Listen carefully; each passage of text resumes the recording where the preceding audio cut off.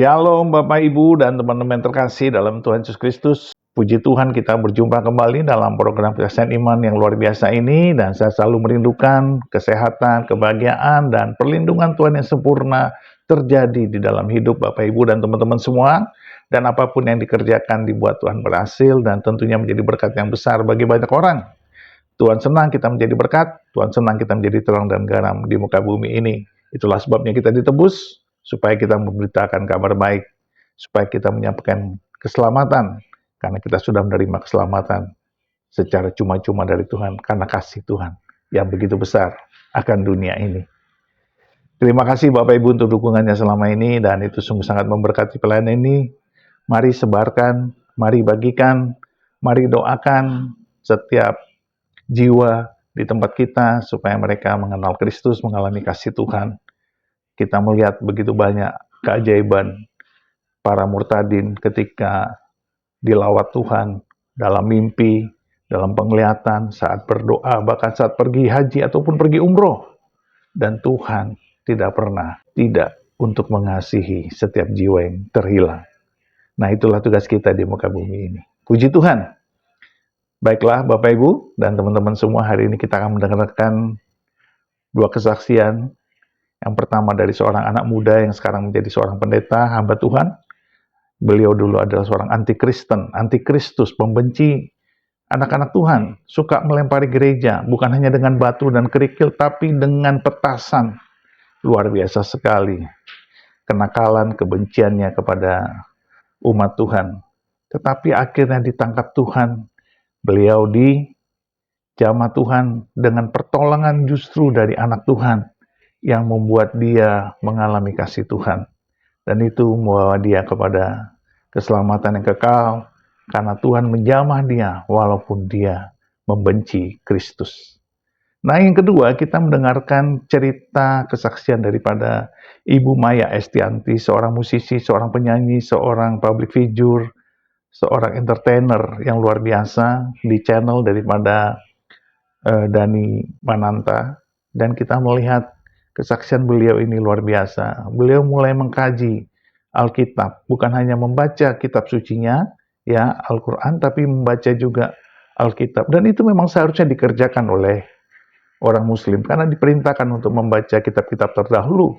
Cuma sering tidak dilakukan karena dilarang oleh para ulama atau ustadznya, atau guru agamanya, atau guru ngajinya. Nah, bagaimana kesaksiannya? Mari kita saksikan bersama-sama. Tuhan memberkati. Shalom saudara, salam damai sejahtera dalam kasih Kristus bagi kita. Saudara yang terkasih dalam Tuhan, sebuah syair lagu menuliskan bahwa dalam segala perkara Tuhan punya rencana yang lebih besar dari apa yang kita pikirkan. Saudara, seperti lagu tersebut, bahwa dalam bagian perjalanan hidup manusia, kita tidak pernah mengerti dengan semua rencana Tuhan bagi kehidupan kita pribadi lepas pribadi. Demikian pula dengan apa yang telah terjadi di dalam kehidupan saya. Bahwa Tuhan memiliki rencana yang tidak pernah saya pikirkan dan saya duga sebelumnya. Ini bukan sebuah perkara atau penderitaan, tapi ini adalah sebuah perjalanan hidup yang luar biasa bagi kehidupan saya pribadi, bagian di mana Tuhan membawa dan memproses saya sampai pada sekarang ini. Ini adalah sebuah kesaksian hidup saya pribadi yang ingin saya bagikan kepada rekan-rekan semua. Kiranya ini menjadi kesaksian yang boleh memberkati setiap kita, dan terlebih melalui kesaksian yang saya bagikan, setiap kita yang mendengarkan boleh menikmati setiap proses Tuhan dan mengerti bahwa rancangan dan rencana Tuhan tidak ada yang salah di dalam kehidupan kita. Dan Tuhan Allah berdaulat penuh atas hidup kita. Saudara, melalui kesaksian saya, sedikit pun tidak ada unsur menyudutkan atau menjelek-jelekkan suku, ras, atau agama manapun. Hanya sebuah kesaksian sederhana bagaimana saya telah dikasihi Tuhan dengan begitu luar biasa. Nama saya Nur Fitriadin. Dari nama saya, kita pasti bisa menebak bahwa saya bukanlah seorang Kristen atau pengikut Kristus. Benar adanya bahwa saya terlahir dari keluarga yang belum percaya Yesus pada waktu itu. Sebagai seorang yang bukan Kristen, saya adalah salah satu anak yang tidak suka dengan kekristenan. Waktu kecil, saya pernah melemparkan petasan ke halaman gereja yang ada di tempat saya. Melemparkan kerikil-kerikil ke atas genteng gereja. Dan masih banyak perbuatan-perbuatan lain yang saya lakukan pada saat itu. Di suatu waktu, saya bertemu dengan seorang jemaat yang mengasihi Tuhan dan juga merupakan pelayan Tuhan di gereja di mana saya sering melempar batu dan lain sebagainya. Saya diajak oleh beliau untuk bekerja sama di dalam hal bekerja, yaitu membersihkan halaman rumahnya, dan saat itu saya disekolahkan oleh beliau. Namun saudara, dari didikan dan asuhan beliau, saya benar-benar belajar ketaatan dan kedisiplinan. Namun pada saat itu, saya belum menerima Yesus. Saya menjalani hidup keagamaan saya pribadi. Dan jemaat tersebut juga memberikan pengertian bahwa saya pun harus taat kepada ajaran agama saya yang saya hidupi. Sampai di suatu hari, dan itulah waktu Tuhan bagi saya, ada seorang hamba Tuhan yang memberikan saya satu ayat firman Tuhan di dalam kitab Yohanes 14 ayat yang ke-6 yang dituliskan kata Yesus kepadanya, "Akulah jalan dan kebenaran dan hidup. Tidak ada seorang pun yang datang kepada Bapa kalau tidak melalui aku." Saya tidak meresponi dengan serius apa yang telah disampaikan oleh pelayan Tuhan tersebut. Saya mempunyai prinsip bahwa kita mempunyai kepercayaan masing-masing. Namun rencana Allah tidak pernah gagal di dalam menjangkau setiap orang yang Dia kasihi. Ayat tersebut melekat kuat di dalam pikiran saya dan terus-menerus terngiang-ngiang di dalam pikiran saya.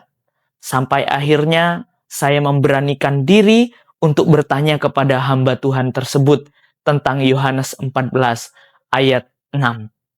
Dan puji Tuhan, beliau dengan setia mementori dan membimbing kerohanian saya sampai saya mengambil keputusan menerima Yesus sebagai Tuhan dan Juru Selamat pribadi saya. Dan saya memberi diri untuk dibaptis. Pada waktu itu saya lulus dari kelas 6 madrasah ibtidaiyah. Dengan berjalannya waktu yang ada, saya sudah menerima Yesus dan inilah proses yang harus saya lalui hari demi hari.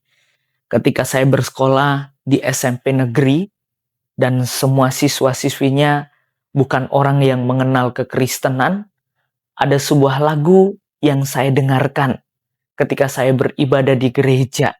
Dan lagu ini sangat memberkati, sangat sederhana, dan sangat menyentuh di dalam kehidupan saya pribadi.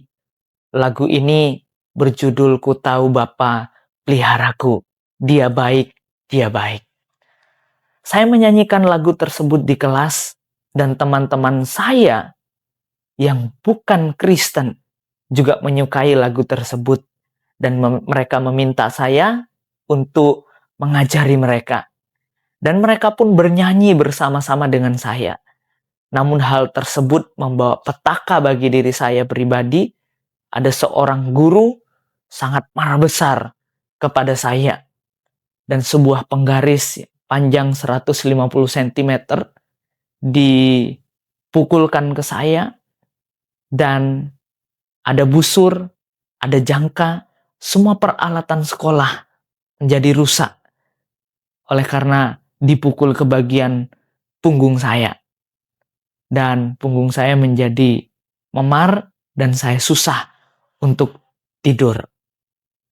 Kejadian tersebut tidak membuat saya menyangkal iman saya kepada Tuhan. Tuhan pun berperkara di dalam semuanya itu. karena suatu kejadian dan suatu hal, guru yang telah menganiaya dan memukul saya mengundurkan diri dari sekolah karena ikut andil di dalam calon legislatif, harus meninggalkan jabatannya sebagai guru. Nah, disitulah saudara, guru tersebut membuat saya pribadi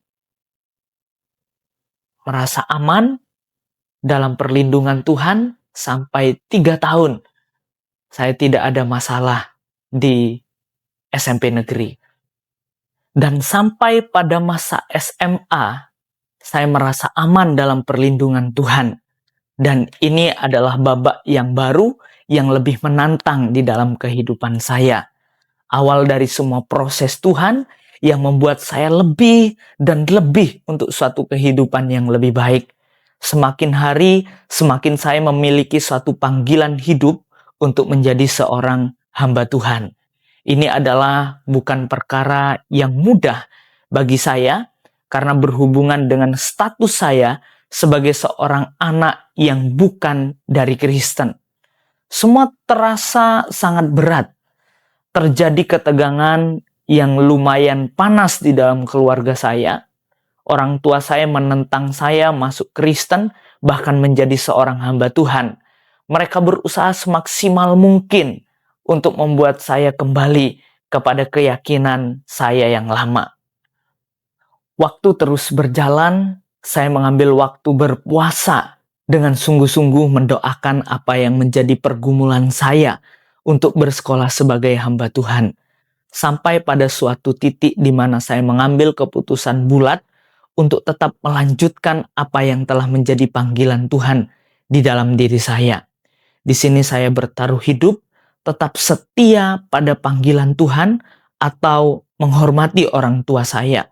Saya diperhadapkan dengan dua pilihan yang dalam tanda kutip bagi saya itu adalah suatu hal yang sangat berat untuk saya pilih. Namun saudara, saya membulatkan diri dengan segala resiko yang ada untuk tetap pada panggilan saya sebagai hamba Tuhan.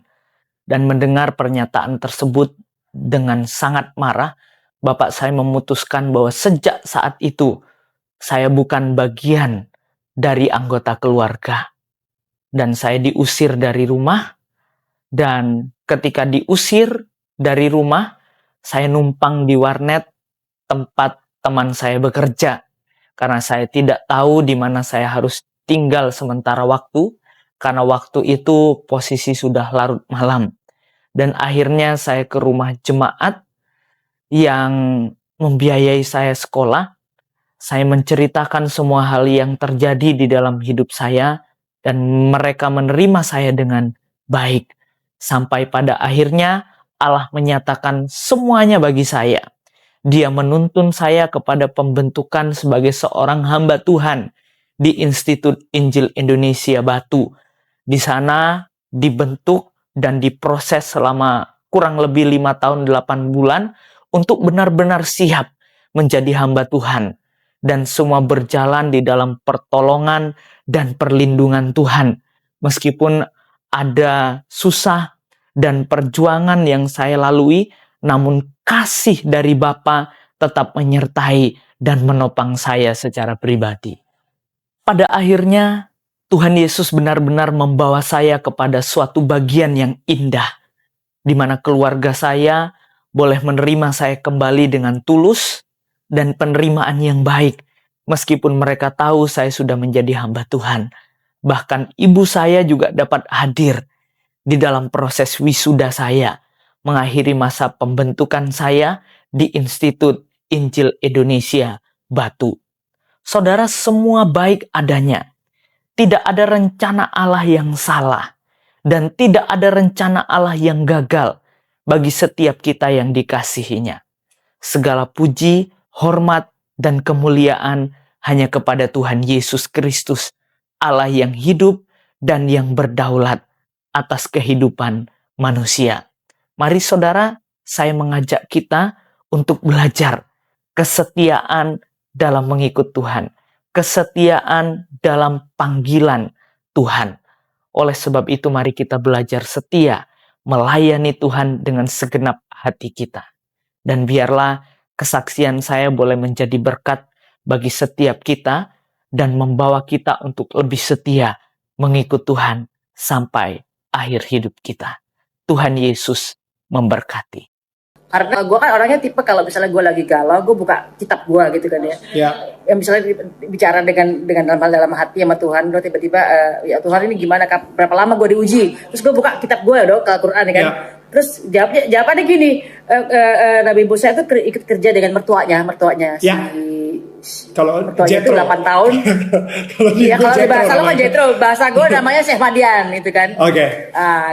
Itu 8 tahun sempurna 10 tahun dan itu terjadi loh. Jadi gue begitu aku baca gitu, lama banget itu gue diujinya. Gue gila, kayak lu divonis di penjara lu 8 tahun 10 tahun gitu kan. Kan Ya. stres lu gitu. Tapi dengan lu tahu bahwa lu tahu angkanya segitu, jadi paling enggak lu mempersiapkan bahwa ya udahlah, belum waktunya selesai nih, masih diuji terus, gak apa-apa, masih di sekolah, di ospek, disekolahin hidupan gitu loh. Awal-awal enggak, karena gila lama banget kayak lu divonis, lu masuk penjara 8 tahun, uji 8 tahun, sempurna 10 tahun. Buset, gue masuk lama banget gitu kan. Itu sih gila sih gitu. Cuman pada akhirnya disitulah gue, tapi jadinya enak karena apa? Tahu nggak terlalu resah dengan kapan sih kok nggak selesai. Memang dalam 10 tahun itu 10 tahun tuh 8 tahun itu kebanyakan banyak drama banget, banyak nangisnya lah dibanding happy-nya. Makanya kenapa ada hashtag semakin tua semakin bahagia, itu adalah gue mengafirmasi terhadap kata-kata bahwa gue pengen itu kejadian dengan kata-kata bahwa semakin tua semakin bahagia. Karena 8 tahun gue sendiri tuh banyak gue sedih gitu loh. Ya, dan oke, sekarang kita mau ngomongin si hashtag semakin tua semakin bahagia itu ya. Maksudnya sekarang ini gue yakin banget pasti masih ada lah, kayak hashtag semakin tua semakin bahagia itu adalah doa gue, karena dulu gue sering sedih. Jadi gue gue pengen supaya semakin tua nanti gue semakin bahagia gitu. Dan itu begitu gue 10 tahun gue 10 tahun selesai gue cerai ya. Terus 10 tahun gue nikah kan sama Mas Irwan gitu. Pas 10 tahun tuh. Jadi sempurnanya di 10 tahun ini ya udah. oh wow, Gitu. itu ya berarti ya. Yang tadi angka Iya. 8 sampai 10 tahun itu 10 tahunnya itu pas nikah sama Mas Irwan. Wow. Persis. Angkanya gue udah tahu 8 tahun kan dia bilang pokoknya dia akan diuji 8 tahun. Sempurnanya 10 tahun gitu. Dan lu itu dapat dari Nabi ketika Musa. lu doa. Iya. Nabi Musa pokoknya di Al-Quran itu dibilang pokoknya dia akan kerja sama mertuanya itu 8 tahun, sempurna 10 tahun dibilang gitu. Ya. Berarti berarti angka itu tuh yang langsung bawa gue inget banget tuh gitu. Bener, Itu keren banget. kejadian Itu keren banget. Lu justru mendengar Tuhan dengan begitu jelas ketika lu lagi sembayang dan ketika lu lagi ada koneksi tersebut, sehingga akhirnya di hati lu dibilang 8 tahun ujiannya, 10 tahun disempurnakan, dan akhirnya kejadian. Dan ketika lu lagi yang tadi lu bilang 80% sedih, menangis-nangis dan lain-lain, menurut lu Tuhan saat itu lagi ada di mana? Lagi waktu gue pertama kali kena ujian ya, musuhan sama gue. Saat itu ya gue pikir dia lagi musuhan sama gue, dia kayak lagi marah dia sama gue, lagi musuhan sama gue, kurang ajar itu hari ini. Dulu begitu dulu ya. Dulu. Maaf tuh hari ini. dulu gitu. Ya. tapi Kapan itu berubah? Tahun 2009. Jadi gue cerai tahun 2008. Terus gue 2009 gue mulai berdiskusi dengan orang-orang pecinta Tuhan dengan lain di luar agama gue. Jadi gue mulai berdiskusi dengan orang-orang yang mencari Tuhan semua atau mencintai Tuhan dengan caranya masing-masing. Gue mulai berdiskusi tuh asik-asik gitu. Mulai debat-debatan nih, karena gue gak tahu ajarannya, dia gak tahu ajaran gue gitu. Jadi sama-sama debat-debatan biasa gitu. Sama-sama blow on, kita berdua sama-sama lo gak ngerti punya gue gak ngerti punya lo. Tapi kita ya asik debatnya, benar-benar yang debat yang gak perlu. Tapi kadang-kadang beranteman gitu. Tapi lama-lama akhirnya gue mau nggak mau gue harus bacain kitab-kitab supaya gue nggak kalah dalam debatnya gitu kan. Udah akhirnya gue belajar kitab-kitab di luar kitab gue gitu kan. Pada akhirnya keterusan dengan terus lama-lama kok dengan membaca kitab-kitab di luar kitab gue juga udah pasti udah ngerti. Cuman dengan melihat kitab-kitab yang lain kan ada bahasa penyampaian yang lain gitu loh. Walaupun sebenarnya intinya sama gitu, tapi paling nggak gue ngerasa bahwa semakin akhirnya gue mencari makin pengen tahu tentang siapa sih Tuhan itu. Ya. pengen mengenal lebih deep, lebih dalam gitu loh. Akhirnya gue jadi diskusi perkumpulan gue, diskusi orang-orang mengkajinya tuh mengkaji kitab pada akhirnya kita ketemu orang-orang yang sama-sama mencari Tuhan tapi dengan jalannya masing-masing gitu. Akhirnya sekarang Tuhan di mata lu seperti apa? Setelah lu riset-riset, lu mengkaji dan lain-lain gitu, akhirnya Tuhan sekarang nih, lu kan mempunyai hubungan yang kuat dong dengan Tuhan sekarang nih ya. Jadi akhirnya nih, yang tadi lu kayak maki-maki dan lu gimana sih Tuhan nih dan lain-lain, sampai akhirnya sekarang lu mempunyai image Tuhan itu seperti apa? Lucu sih Tuhan. Lu tau film PK ya? PK. Gue selalu kasih contoh ini sih ke orang-orang sih. Ada dua Tuhan di dunia ini, ya. Tuhan yang mencintai kita, Tuhan yang diciptakan manusia, sama Tuhan yang menciptakan manusia. Nah itu gue prosesnya kayak gitu tuh. Kalau dia kan masuk ke agama, masuk ke sekte ini, masuk ke agama belajar, gue kan baca kitab ini. Jadi pada akhirnya pada saat gue mencari Tuhan, gue tidak mau menjadi, kan selama ini gue menjadi Islam karena kan gue lahir dari keluarga Islam. Ya kan, gue tidak mau terdogma dengan bahwa yang paling benar agama gue atau paling benar agama lo, gue gak mau terdogma itu. Pada saat gue mempelajari, gue harus mengosongkan semua pikiran gue bahwa gue accept semuanya, bahwa gue pengen tahu ini mana sih ya kan, kayak film PK itu loh. Jadi benar-benar semua dimasukin kan, ibaratnya dipelajarin semua kan. Nah disitulah gue makin deep tentang Tuhan pada akhirnya gitu. Dan pada akhirnya gue ketemu perkumpulan yang benar-benar yang itu tadi yang gue bilang, semua tuh orangnya benar-benar mencintai Tuhan itu tulus banget, dan tapi tidak mengganggu keyakinan kita masing-masing, tapi semuanya benar-benar kalau ngomongin Tuhan tuh mereka happy banget, dan benar-benar kita ngomongin dan benar-benar yang, jadi gimana ya, jadi ya akhirnya gue tuh paling gak suka dipaksa untuk mencari Tuhan. Gue paling gak suka. Ayo, lu harus gini. Ayo, kamu fanatik gini. Gue gak bisa. Gue orangnya kalau Maya makan ini, vitamin ini. Emang vitamin ini isinya apa? Kenapa aku harus makan ini? Kandungannya apa aja? Dibuat tahun berapa? Jadi gue harus detail, harus tahu. Kenapa gue harus gitu loh. Kalau kita harus disuruh berdoa kepada Tuhan, gue pengen tahu Tuhan gue kayak gimana sih? Sehebat apa sih? Sedetail apa sih? Maksudnya gue harus tahu dong. Nah, itu pun harus lolos uji dulu. Begitu gue makan obat ya, sembuh gak ya?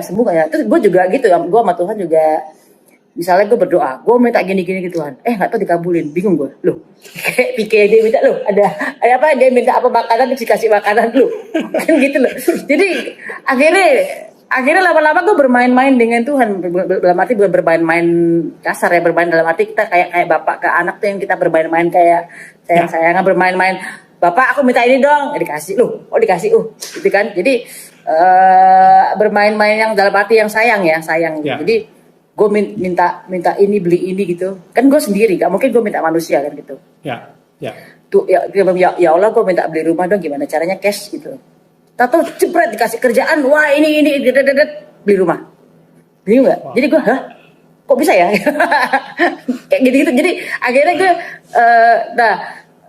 pada akhirnya itu tahun 2012 gue mulai sangat yakin terhadap Tuhan. Udah mulai sangat yakin banget. Gak tau ya di 2013 gue diuji lagi tentang kecelakaan dulu. Disitulah gue diuji keimanan gue. Begitu dia nabrak, dia kebalik badannya. Katanya begitu kebalik langsung cepet dikeluarin sama orang, ditaruh di bak pickup mobil pickup itu, terus langsung dilariin rumah sakit. Dan sampai hari ini gue nggak tahu itu siapa orangnya. Di Yohanes 14 ayat 6 itu berkata, Yesus berkata, akulah jalan dan kebenaran dan hidup. Tidak ada yang sampai kepada Bapa kalau tidak melalui aku. Artinya gini, ketika orang nggak ada yang sampai kepada Allah kalau tidak melalui Yesus. Nah, buat saya dan buat sebagian besar orang Kristen pada umumnya, ini adalah ayat emas. Ini adalah ayat yang menjadi pegangan bahwa Kristen itu benar. Gitu loh. Jadi nggak ada yang melalui Yesus, selain melalui Yesus nggak bisa, kalian nggak akan bisa pernah sampai ke surga gitu. Nah, ayat ini jadi pegangan saya, jadi ayat emas. Kemudian saya ingin sekali menyampaikan ini kepada sebanyak-banyaknya orang, karena saya pikir harusnya mereka bisa menikmati surga gitu loh. Asal percaya saja. Puji Tuhan, puji Tuhan, puji Tuhan. Apakah Ibu Maya Estianti akan menjadi seorang pengikut Kristus? Kita tidak tahu. Mari kita doakan saja supaya beliau menjadi anak Tuhan. Dan saya percaya setiap jiwa yang merenungkan atau membaca Alkitab pada akhirnya akan menemukan hidayah di dalam Yesus Kristus karena kuasa Roh Kudus akan bekerja menjangkau mereka saat mereka meneliti seluruh isi Alkitab seperti yang dilakukan oleh banyak orang yang tadinya hanya ingin mengolok-olok, menemukan kesalahan, keburukan daripada Alkitab, dan akhirnya mereka bertobat. Kita bertemu dengan pendeta Yusuf Roni, bagaimana dia diselamatkan Tuhan karena membaca Alkitab. Kita bertemu dengan pendeta Ambran Amri, bagaimana mereka diselamatkan Tuhan karena membaca Alkitab. Tujuannya untuk mengolok-olok, untuk meneliti, untuk menjelek-jelekan Alkitab, firman Tuhan. Tetapi Tuhan menjamahnya menjadi kebaikan buat mereka. Mereka mereka-reka yang jahat, Tuhan menjadikannya itu sebuah kebaikan.